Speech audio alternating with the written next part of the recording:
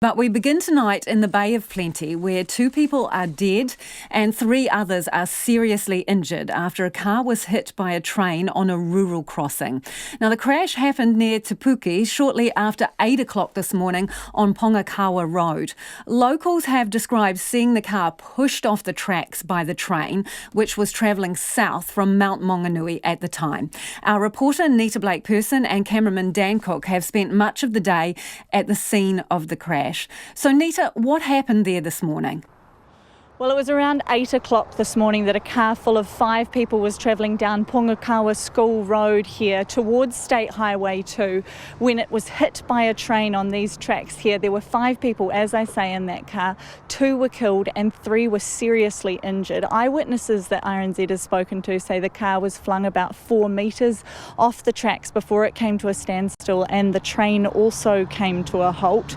Pongakawa School was quick to put out a release confirming that none of its students or staff or community was involved in that crash.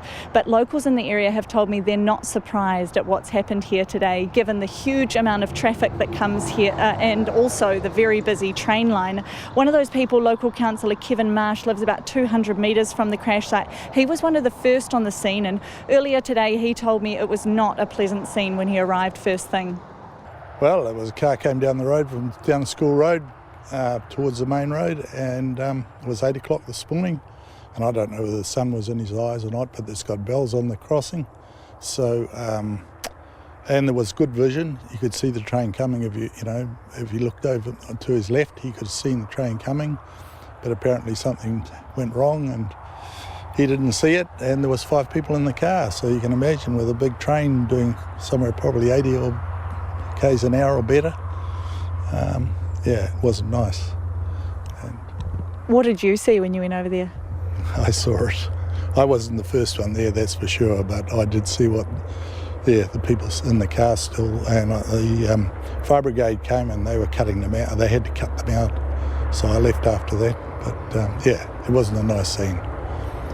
Pretty horrific stuff for those first responders too? Oh, police dealing with that must be horrendous, because it is not nice, and I just feel so sorry that someone did get killed in it. But I guess my first concern was that it wasn't someone in this area, one of our local people that was full of children.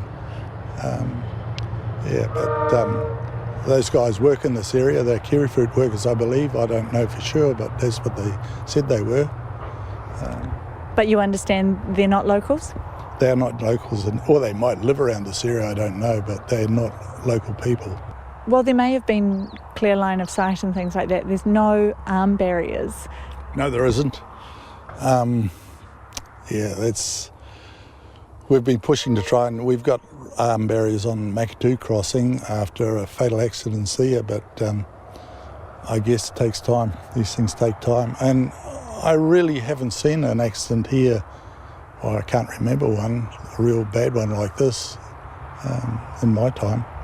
We've been told by some other neighbours that there's a lot more traffic in this area than there ever was before, and they weren't surprised that eventually there had been an accident just with the huge amount of pressure on the roads. Were you surprised? Did you foresee something like this maybe happening? No, because it's got warning bells on it. And I guess if you look at the warning bells or obey the warning bells, I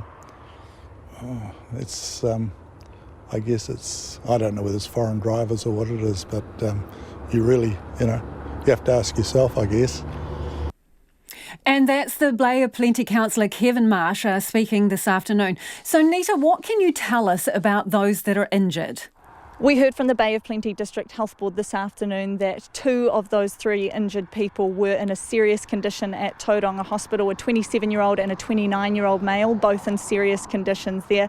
The 3rd person had been airlifted to Waikato Hospital. They were in a critical condition, but their gender and age have not been released, nor have the details of those who were killed here today. Reporter Nita Blake-Persen in Te Puke. And if you're wondering, Kiwi Rail has told us that a barrier arm costs about $200,000 to install.